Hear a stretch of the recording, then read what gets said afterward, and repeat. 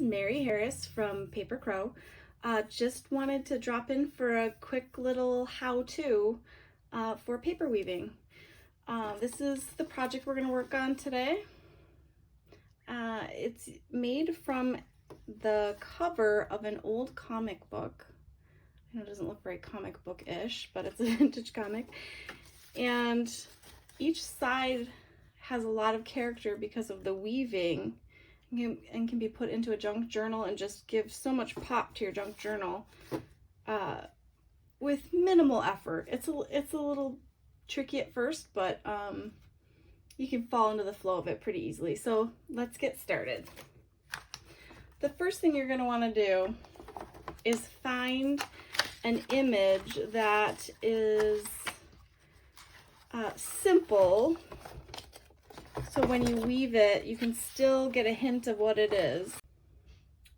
I've picked an old Paddington Bear children's book because the images are simple and very colorful. They'll really pop when you go to weave them.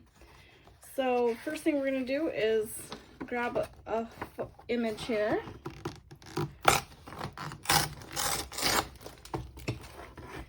And I also grabbed a couple of different types of paper that we can weave in to mix with it. So this is an old Christmas music book. It's got a little bit of a yellow to it already, so I don't have to do anything to age it. So this could be an option.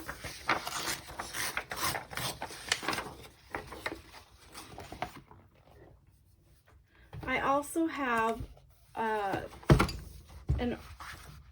it hasn't been aged yet, but you can find old legends or ledgers, excuse me, for businesses, or you can take a new one and age the papers.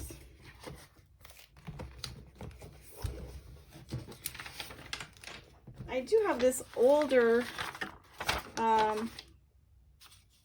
musical paper that I have used coffee dye to dramatically age it, which could really contrast this other image.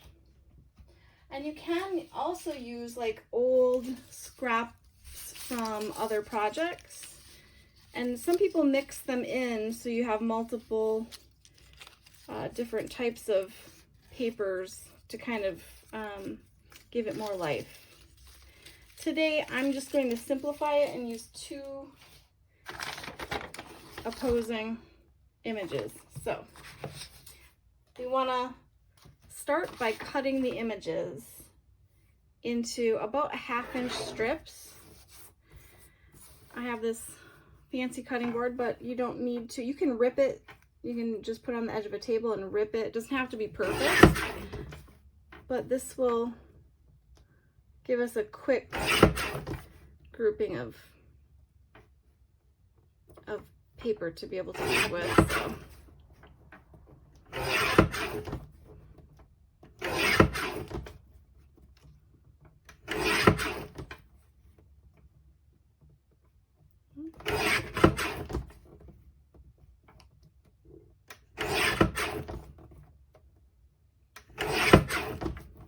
Now when I get to the other page, I'm going to go in the opposite direction in my cuts so that the patterns on the pages will show up together when we go to put them together.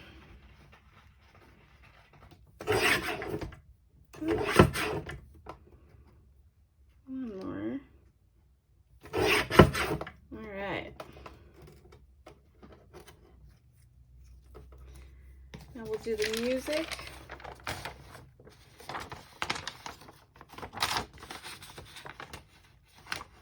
Try and get that in there. It gets a little curled when you dye it. All right, so it's a little bit bigger than a standard page.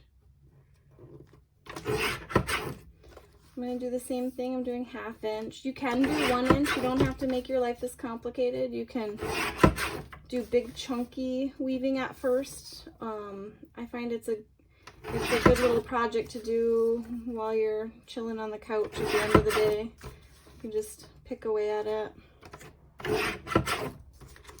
I'd say it's soothing, but it's not really soothing.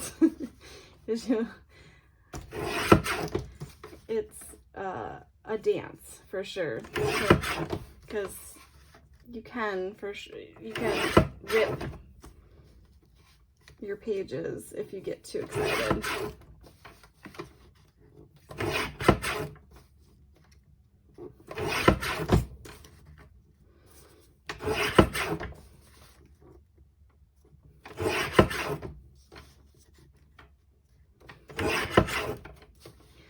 I'm working on a couple of different books, and I like to get a variety of pages ahead of time and then see what fits the character of the book as I go, rather than creating it specifically for the book. Or sometimes I will do a masterboard and it will develop into a book all of its own because it has so much character. So this is just part of my list of projects, is weaving some pages to kind of give me some inspiration with my books. Okay, now it's a little bit like putting together a puzzle again because we took it apart. So we need to line them up.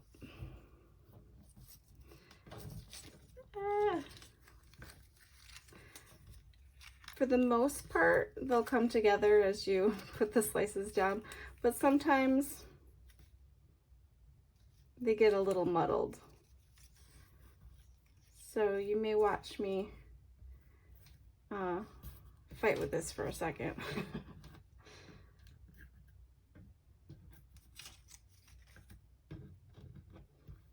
You can start to see the image come to life as we put the pieces back together. This is another reason why 1-inch strips can be helpful if you don't have the patience to sit and put these all back in place.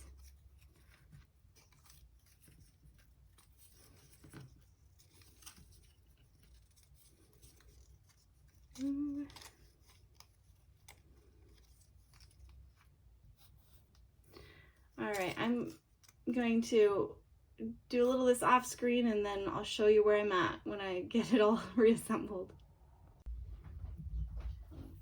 All right, I've got all of my slats in order now, and I should have just assembled this right on a piece of paper, because one of the things that I do to sturdy it when I go to weave is I glue the initial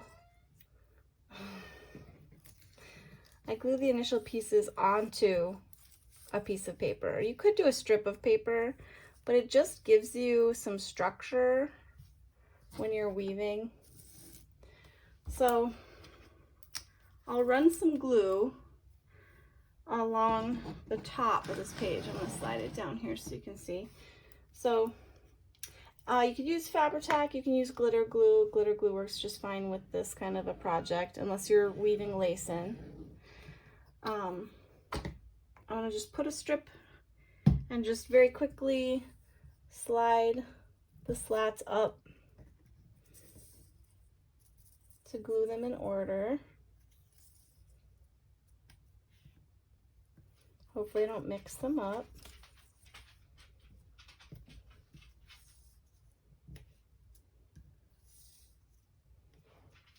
I'll try my best to line them up, but they will move as I weave, so they're not going to line up perfectly anyway. I don't get too worked up about it. You can probably hear my cat in the background crying because I'm ignoring him.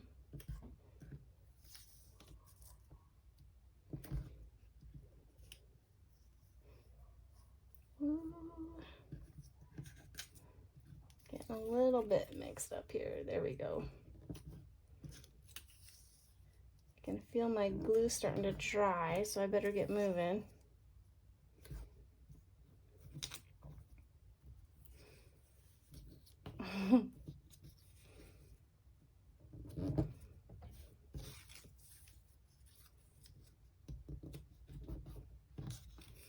All right, we have our beginning stage there. Beautiful. Now we're going to add the opposite in, and I don't worry so much. I mean, this is all going to be music with this kind of a pattern, or if I mix different slats together, like if I threw in a pink, what else do I have? I have a few other random pieces I could throw in there. It wouldn't matter what order they're in, because really we're just breaking up the main images. And on the back is also another image, so when we're all done, that will show through too. It's just kind of secondary to the main picture. So to start off with, I'm going to start with just a plain one, and we're going to go so that it lines up here, and I'm going to glue it to this end piece, and that keeps it where I want it to be as I weave, so they stay lined up. I don't glue all the way along, just at the very beginning of each strand. And you're going to go under, over with the different slats. So I'm going to lift this one up, go under, go over the next one, and alternate until I get to the end. Sorry, I'm hitting the light there. You can see how having the end glued helps me here. If it wasn't glued down right here, it would be sliding all over the place.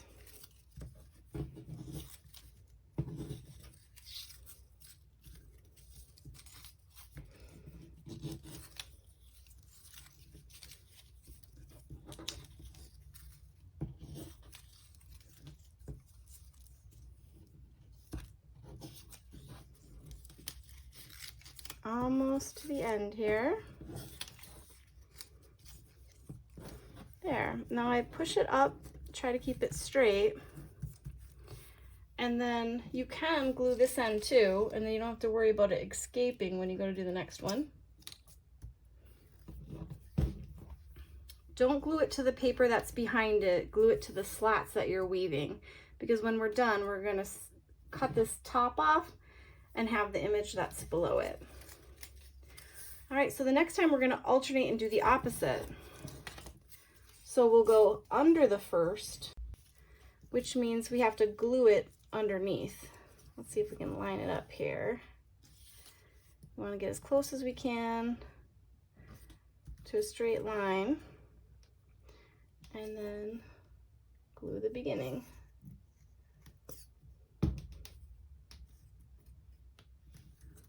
Ooh, it's sliding on me. There we go. And give it a second to dry before you start moving it around too much. And then we're going to do the same thing. It's just in the opposite order. So over, under,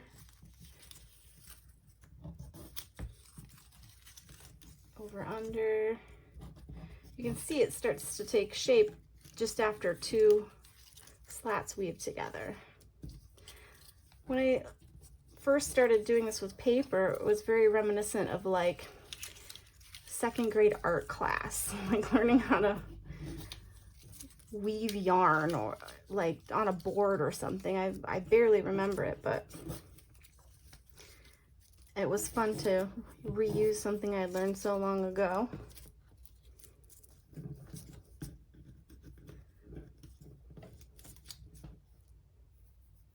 All right, we're gonna glue that one down now.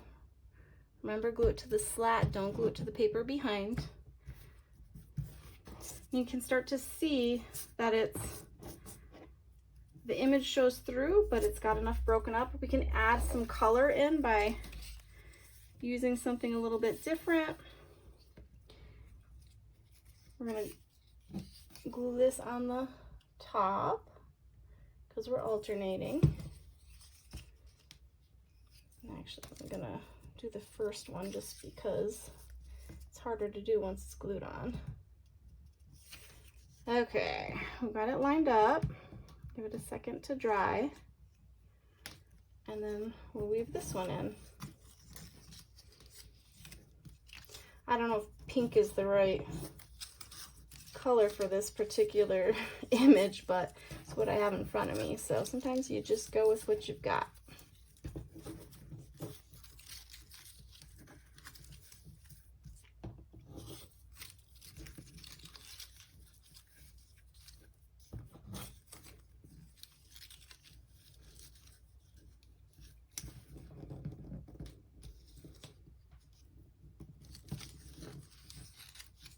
All right, and then I'm going to glue the end, keep it in place. I'm going to do a few more off camera and then I'll show you what's next. I've made a bit of progress here and you didn't have to watch my frustration as I went, so I appreciate you coming back after you struggled with your own. I have a few more left to go. I gathered a few other embellishments to kind of finish things off. So we have a few more rows here. You can see I got bored a little bit and started putting other papers in there. I don't know if I like it or not. I haven't decided yet, but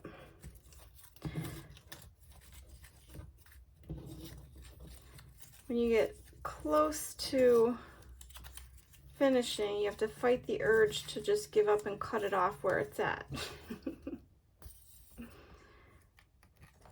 A few more to go.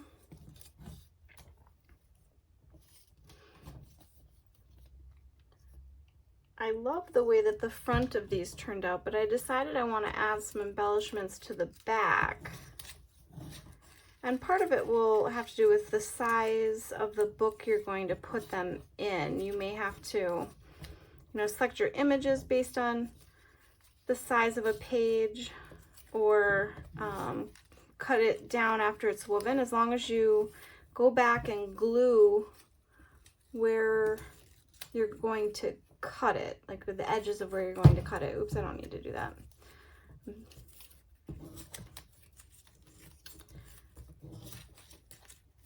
Whenever you shorten up one of these, you have to make sure you re-glue it. And we're going to go through and secure all of the edges before we start messing around with the rest of it. I'm going to do one more and call it good.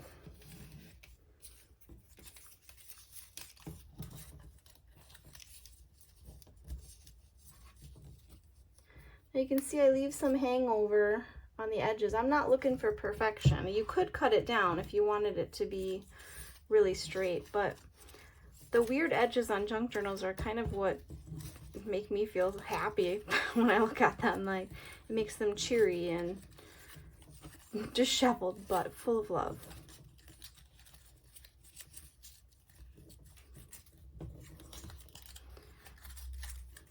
So once we have this one in, then we're going to start at the bottom and glue the edges so that each end is more secure. So I'm going to start by gluing this part, but then I want to go through and glue each of these tabs where it sticks up.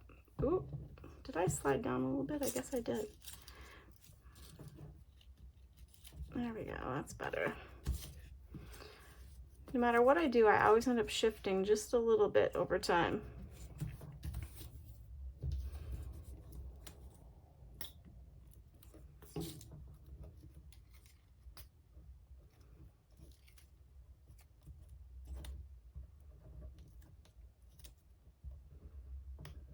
All right. Now, when we cut the back page off, then we're going to want to secure the top. So I'm going to separate it out. You can see I did get a little bit of glue in the wrong spot, but it's all recoverable. So when I get to the very top here, I can either try to rip it off or I can cut it off. And in my case, I'm going to cut it off. Unfortunately, I don't have any really big scissors over here right now. Just these fussy cutters. There. So now that it's cut off, we're going to want to make sure that these edges are secure because we cut off the glued area. So going through and just tapping on some glue. You can do both sides too if that makes you feel a little bit more confident. You can just flip over the whole page and do the tabs. It's easier than trying to glue from underneath. So if you flip it, then you can glue right here. Now, the awkwardness of this page might drive you crazy, and in that case, you can cut along the edges. I'm gonna let that dry a little bit, but here's our finished Paddington. Now we're gonna finish off the back.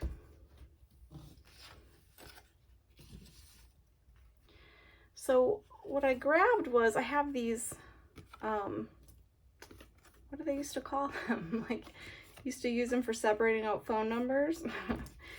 And I got another image of Paddington because I want to put him on this card and still have some room for this lace to be a sort of hinge. So I can put this on here and we can open it and have a little writing spot on the back.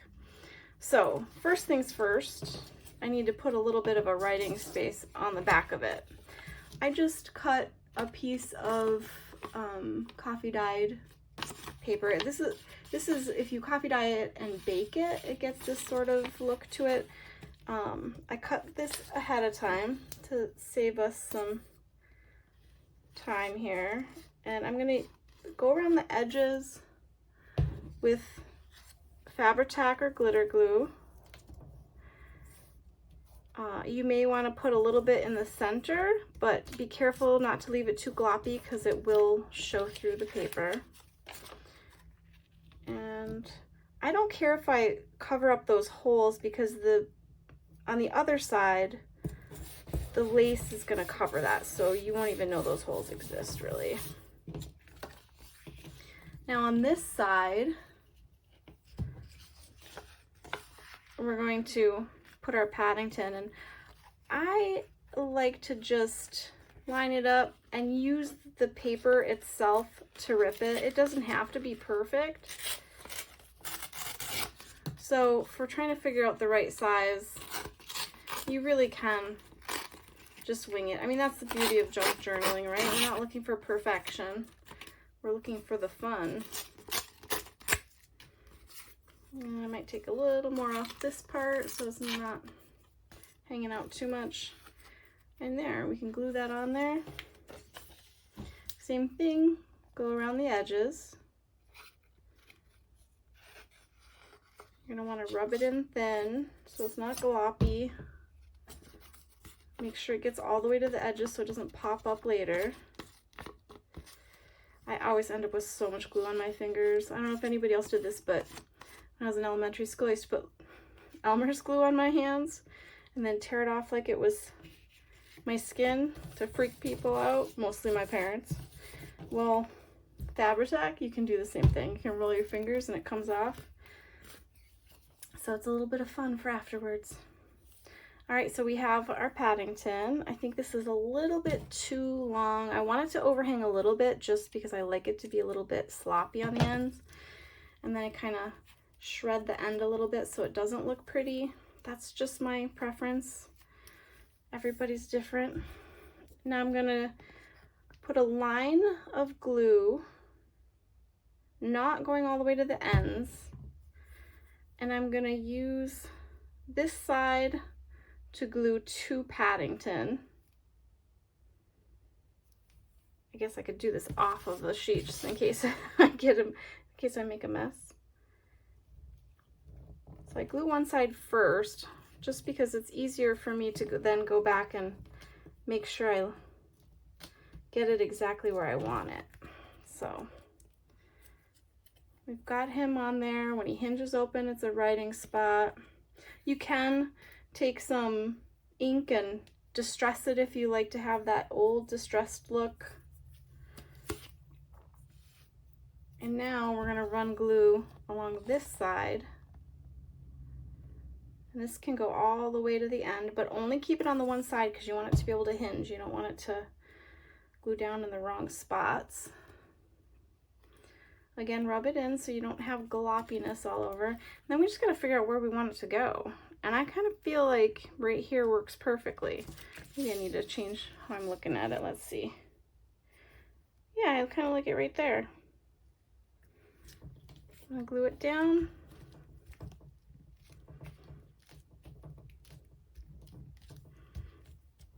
Now when it goes into the page or into the book, it will open like this. I could put another thing here to finish it off a little bit if I wanted. Let's see, do I have anything that will go there? I found this bit of old ledger paper to put in there for an inside hinge. It just looks more finished. It was bugging me. So that's that one done. Now we're gonna finish off the other one because I want them to be completed and feel full. So this one, we're gonna go a little bit more neutral. I don't want to put more people on it, but we're gonna do the same style. I have some writing paper here that I'm gonna glue on. I got a little bit of a glue overflow here.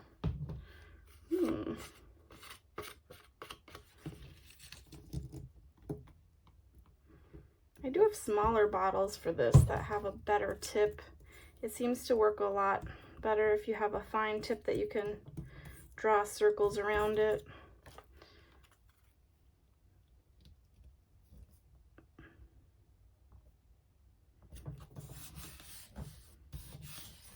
All right, we got one side done. And this is some old wrapping paper that I found these books of wrapping paper. They're really beautiful. And it's nice because the wrapping paper is held in a book, so it's not in your way. I mean, I have so many craft supplies in my house that it's ridiculous, and it's just nice to have something that's a little bit more organized instead of stacked with the other papers in my house. All right, so I'm gonna put this on the edge, and it's gonna have a little bit of an overhang off the edge, but I'm gonna put this lace over it, and that's going to be our hinge. So I'm going to do the same thing. I'm going to put it on the paper because it'll be easier than doing the lace. The lace is a little bit hollowed out, so you'll get glue everywhere if you do it on the lace. But I'm going to spread the glue out as thin as I can and then glue one side of the lace down and hold it there to get a chance to dry.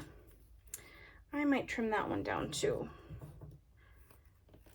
It's just a little bit too long.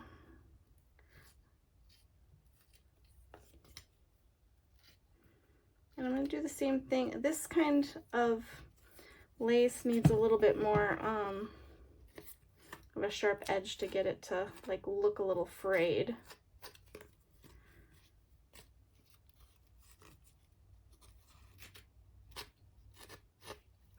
There we go. All right, I'm going to do a very similar thing. I'm going to put it right here, I think. Yeah, that just ends up looking like her body, so I don't want it to have a weird look to it. Now in this case, I am going to put it on the lace. When I put this kind of Fabri-Tac on the lace, I put it on the thicker parts because it will just bleed through that mesh. So you want to make sure you're spreading it along the more woven pieces. And again, keep it just on the one side so you don't accidentally seal the whole thing shut on yourself. And I'm going to put it right here.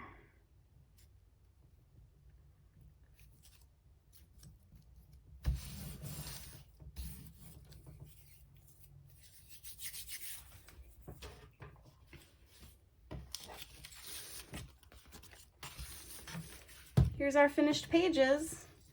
Later on I'll show how they look in a book, but that's enough for today.